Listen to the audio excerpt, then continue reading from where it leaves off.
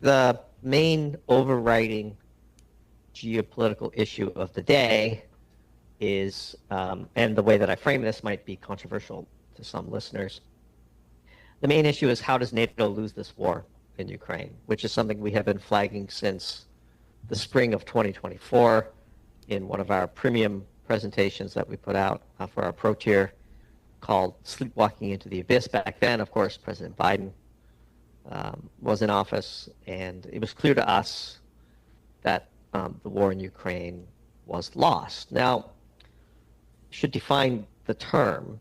A lost war doesn't mean that one side has yet been defeated. It just means that the outcome is no longer really in doubt. And the war in Ukraine was lost, in our view, and in the minds of other geopolitical analysts, when the 2023 counteroffensive by Ukraine was defeated by Russia. In other words, the goals of that counteroffensive were not met. And then the war pivoted to a war of attrition. And in a war of attrition, Russia must win. It is substantially larger, substantially more powerful, has far more people, has a far more developed military-industrial complex, and try as NATO has tried,